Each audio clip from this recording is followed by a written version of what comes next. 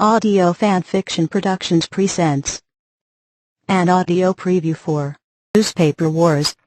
Fanfiction written by Annichka.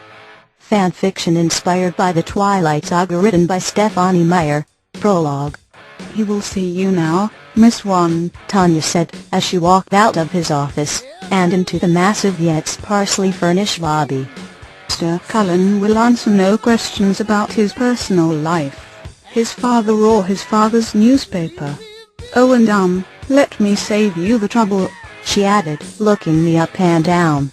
"You're not his type. We clear?" Who the fuck did this lady think she was, and what kind of show did she think I was running? Not his type?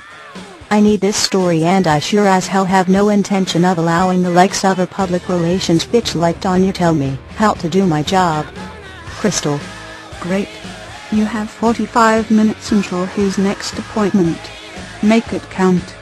With that she turned on her expensive-looking heel, tossed her hair over her shoulder, and stalked out. Channeling Rose, I straightened my new pencil skirt, grabbed my notebook, and walked confidently into Edward Cullen's office. I found him grinning crookedly, with crossed arms, and leaning against the floor-to-ceiling window that overlooked Puget Sound. Rather than throw him on the ground and rub myself all over him, I decided to keep my job and opt for the less obvious route.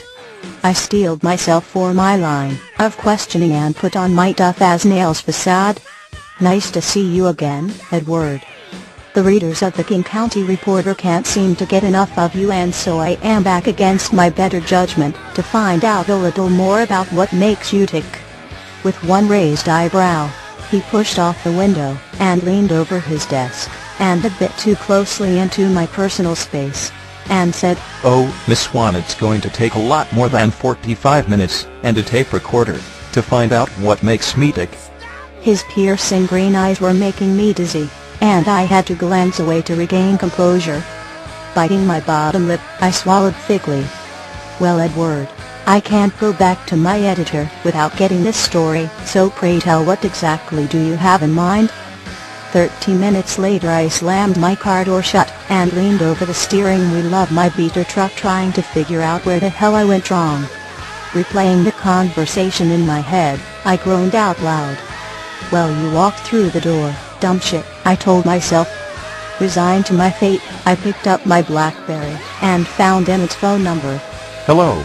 "Emmett, for some reason your boss son is dead set on destroying my life, so I have a favor to ask.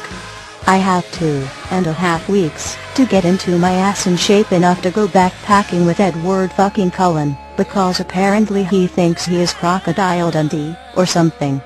Are you up to the task?" I asked exasperatedly.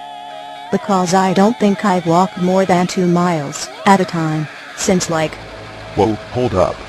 Calm the fuck down, Swan, and start at the beginning. How do you start out with the simple task of business feature, and turn it into a Grizzly Adams sleepover and fuckfest in the span of an hour?" he said, obviously on the verge of busting a gut. "Girl, what do you think Daddy Warbucks is gonna say when he finds out his main squeeze is flirting with the family jewels, only ones that don't belong to him?" He finally let out a chuckle. "I mean, you might as well pack up your desk now, because there is only one way this little camping trip is going to end badly." Emmett continued spewing his ashattery for a few more minutes, before inviting me to do his morning run with him for the next couple of weeks.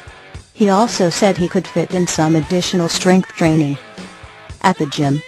I offered him moral explanations beyond the current disclaimer that I was brand new on the job, and I would be damned if I just usurped my life in California to lose everything a month later.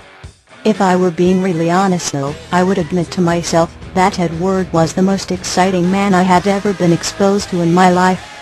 Despite that, my entire being suddenly filled with dread over what may well have been my untimely demise. This isn't going to be pretty. I put the keys in the ignition, and willed my old truck to life.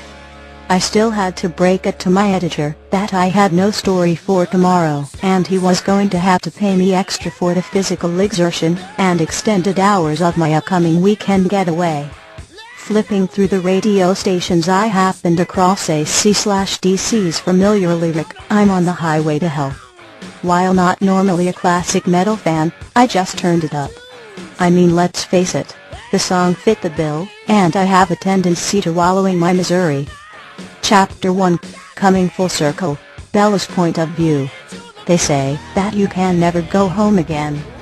Well, I am certainly putting that theory to the test. It's hard to believe that after all of these years pushing as far away from home I've returned to unpack all of my earthly possessions in this modest Seattle townhouse just 6 blocks from my new place of employment. But a lot of things have changed over the past few months, and rather than avoiding the obvious any longer, I sucked it up and came home.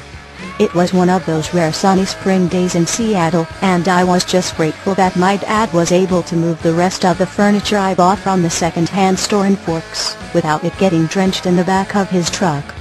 For the past couple of weeks, I have been dreading the move and the new job. After I put my dishes into the cupboard I wondered about my new job and how exciting it would be to work at a newspaper that is bucking the system and adding new staff rather than downsizing. The Gate Business Journal had an incredible and eclectic team of reporters and editors in San Francisco, and when I first started there, it was a dream job. Sure, it was hard with all of my added responsibilities. However, I had something that few fellow classmates vying for the same summer internship possessed, an unfaltering work ethic, fueled by the fact that I had everything to lose if I wasn't successful. I couldn't just go home, at least not then. My humble beginnings consisted of rewrites and business briefs. If I were being honest, I would admit that, while I certainly had the nose for news and a passion for entrepreneurs and economics, I was lagging in my ability to write perfect copy on deadline. Over my 5 years at the Gate, I had built myself a reputation for being able to write about anything in the realm of business no matter whose beat I happened upon that day. Rolling with the punches and my special knack for pinch-hit writing were ultimately what enabled me to stay employed through 2 owners, 3 publishers, and 2 editors.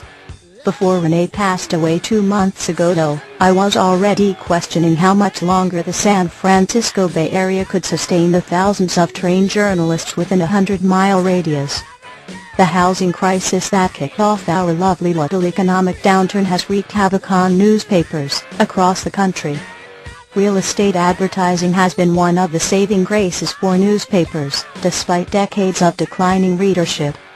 But when the bottom fell out of the housing market, I knew my days in San Francisco were numbered. I never really got much from my relationship with Renee, except perhaps a strong desire to live my life very differently from the way she did. My level-headed nature, and always having a backup plan are among my defining characteristics. Thinking about Renee is still hard. She was always sick with some catastrophic disease or another, and so when she told me in January during her belated Merry Christmas phone call that she had breast cancer, I honestly didn't believe her.